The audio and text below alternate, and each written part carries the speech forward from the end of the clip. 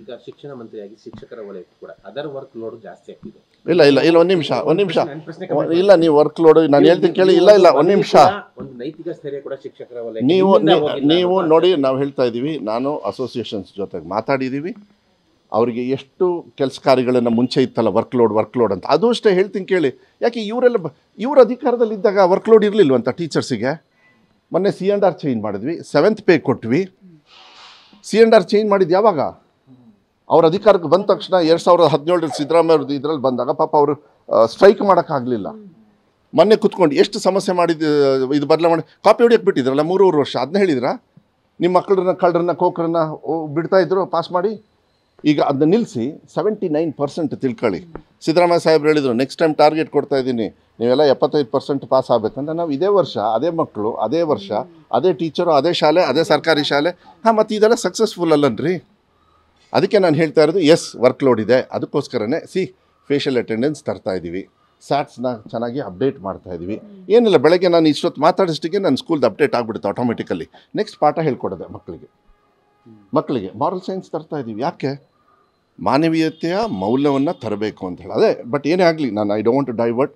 ನೀವು ಬಂದಿದ್ದು ಮೇಯ್ನಾಗಿ ನೀವೇನು ಇವತ್ತು ಸಮೀಕ್ಷೆ ನಡೀತಾ ಇದೆ ಅದು ಅರ್ಥಪೂರ್ಣವಾಗಿ ಆಗೋದಕ್ಕೆ ನಾನು ಜನರಿಗೆ ಮನವಿ ಮಾಡೋದು, ಇದು ಬಹಳ ಒಂದು ದೊಡ್ಡ ಅವಶ್ಯಕತೆ ಇರತಕ್ಕಂಥ ಒಂದು ಬೆಳವಣಿಗೆ.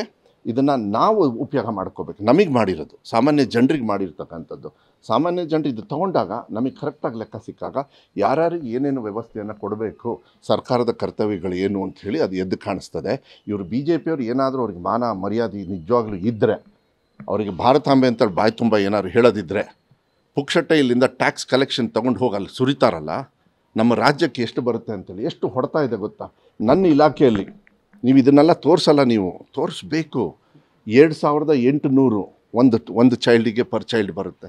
ಆದರೆ ಬೇರೆ ರಾಜ್ಯಗಳಿಗೆ 7,000 ಕೊಡ್ತಾ ಇದ್ದಾರೆ, 6,000 ಕೊಡ್ತಾ ಇದ್ದಾರೆ, 5,800. ಯಾಕೆ? ಆದರೂ ಕೂಡ ಸಿದ್ದರಾಮಯ್ಯ ಸಾಹೇಬರು ನನಗೇನು ಕಮ್ಮಿ ಮಾಡಿಲ್ಲಲ್ಲ. ನಾನು ಅಧಿಕಾರಕ್ಕೆ ಬಂದಾಗ 33,500 ಕೋಟಿ ಇಂಟ್ರಿಮ್ ಬಜೆಟ್ಟು ಹಾಕಿದಾಗ CM ಸಿದ್ದರಾಮಯ್ಯ ನಮ್ಮ ಅಧಿಕಾರ ಬಂದ ತಕ್ಷಣ 37,500 ಕೋಟಿ.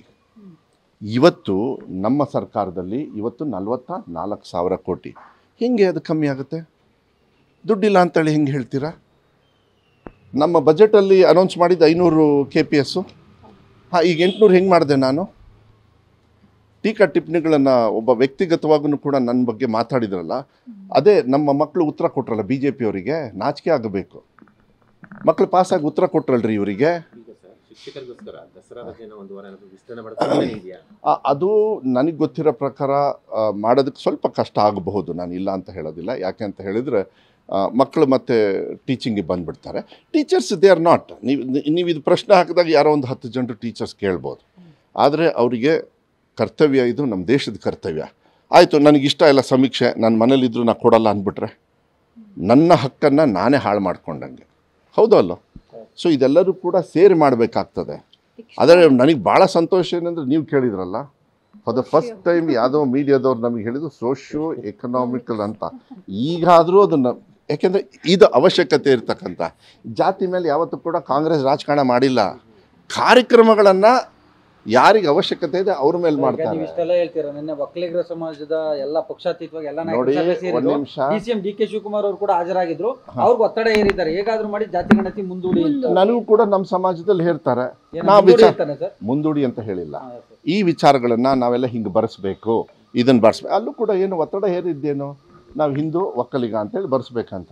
ಅದೇ ಬಿಟ್ಟಿದೆ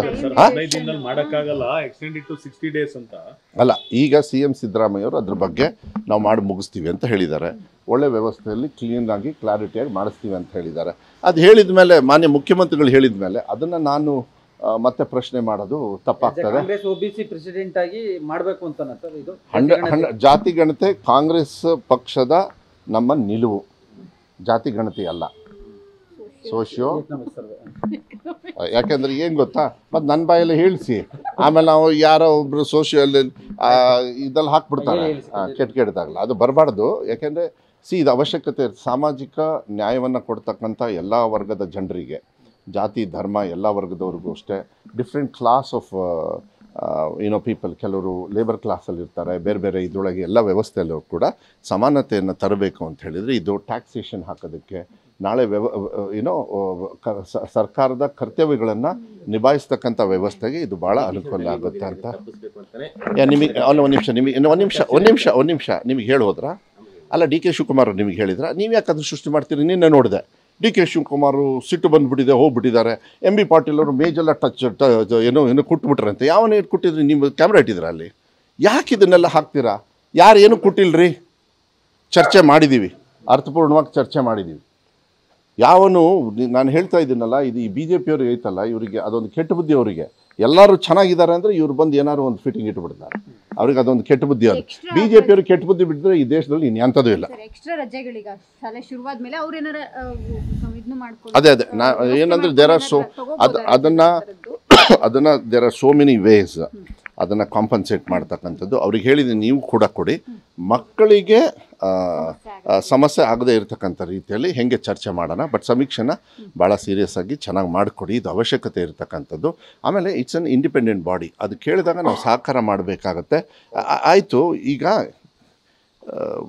ಇದೆಲ್ಲದೂ ಕೂಡ ಫಸ್ಟ್ ಇನಿಷಿಯಲ್ ಹೊಲಸಾಗಿದೆ ಬೊಮ್ಮಾಯಿಯವರಿದ್ದಾಗ. ನೀವು ಕರೆಕ್ಟಾಗಿ ಅದಕ್ಕೆ ನೋಡಿ, ನೀವು ಅದೆಲ್ಲ ಕೇಳೋದೇ ಇಲ್ಲ. ಅದು ಕೇಳಬೇಕು. ಇನ್ನೂ ಡೀಟೇಲ್ಸಿಗೆ ಬೇಕಾದ್ರೆ ಹೋಗ್ಬೋದು. ಕೆಲವು ಸಮಾಜಕ್ಕೆ 4.5 ಕೊಟ್ಟಿದ್ದಾರೆ, ಈಗ ಸ್ಟ್ರೈಕ್ ಮಾಡ್ತಾ ಇದ್ದಾರೆ ಯಾವುದೋ ಒಂದು ಸಮಾಜ, ನಾನು ಹೇಳೋದಿಲ್ಲ. ಅವ್ರಿಗೆ 5 ಜಾಸ್ತಿ ಮಾಡಿದ್ದಾರೆ ಸಿದ್ದರಾಮಯ್ಯರು. ನಾನು ಅದನ್ನೂ ಹೇಳೋಕ್ಕಾಗಲ್ಲ, ಯಾಕಂದರೆ ಚರ್ಚೆ ಮಾಡಿದ್ರೆ ಈಗ ಅದ್ರ ಪ್ರಶ್ನೆ ಕೇಳೋಕ್ಕೆ ಸ್ಟಾರ್ಟ್ ಮಾಡ್ತೀನಿ. ಬೇಡ, ಇದು ಅವಶ್ಯಕತೆ ಇದೆ. ನಾನು ರಾಜ್ಯದ ಜನರಿಗೆ ಮನವಿಯನ್ನು ಮಾಡ್ತೀನಿ, ಕೈ ಮುಗಿದು ಇದನ್ನು ಉಪಯೋಗ ಮಾಡ್ಕೊಳ್ಳೋಣ. ನಮ್ಮ ವ್ಯವಸ್ಥೆಯನ್ನು ಸಮಾನತೆಗೆ ತರ್ತಕ್ಕಂಥ ವ್ಯವಸ್ಥೆಯನ್ನು ಏನು ಮನೆ ಸಿದ್ದರಾಮಯ್ಯವ್ರು ತೊಗೊಂಡಿದ್ದಾರೆ, ದಯವಿಟ್ಟು ಮಾಡಬೇಕು. ಬಿ ಜೆ ಪಿಯವ್ರಿಗೆ ಕೆಟ್ಟ ಬುದ್ಧಿ ಬಿದ್ದರೆ ಇನ್ನೇನೂ ಇಲ್ಲ. ಅವ್ರಿಗೆ ಈ ದೇಶ ಒಡೆದೇ ಇರಬೇಕು. ಅವ್ರೊಂಥರ ಬ್ರಿಟಿಷ್ ಇದ್ದಂಗೆ, ಬ್ರಿಟಿಷ್ ಜನತಾ ಪಾರ್ಟಿ ಅನ್ನೋದು. ಅದಕ್ಕೆ ಬ್ರಿಟಿಷರ್ಸ್ ಏನು ಮಾಡಿದರು? ಒಡೆದು ಆಳಿದರು, ರಾಜುಗಳನ್ನು ಜಗಳ ಮಾಡಿಸಿದ್ರು. ಅವ್ರು ಬಂದು ಜಗಳ ಆಡಲಿಲ್ಲ, ಫಸ್ಟು ನಮ್ಮಲ್ಲೇ ಕಚ್ಚಾಡಿಸ್ಬಿಡೋದು. ಆಮೇಲೆ ಏನು ಮಾಡೋದು? ನೀವು ನಮ್ಮ ವಿರುದ್ಧ ಹರಿಹಾಯೋದು. ಇದು ಮಾಡಿದಾಗ ಏನಾಗುತ್ತೆ? ವೀಕ್ ಆಗ್ತಾರೆ, ಅವರು ಸ್ಟ್ರಾಂಗ್ ಆಗ್ತಾರೆ. ಅದು ನಮ್ಮ ದೇಶದ ಜನರು ಸೂಕ್ಷ್ಮವಾಗಿ ಅರ್ಥ ಮಾಡ್ಕೊಳ್ತಾ ಇದ್ದಾರೆ, ನ್ಯಾಷನಲ್ ಲೀಡ್ರಿಂದನೂ ಕೂಡ ಹಿಡಿದು. ಅದು ಮುಂದಿನ ದಿನಗಳಲ್ಲಿ ಜನರಿಗೆ ಉತ್ತರ ಕೊಡ್ತಾರೆ.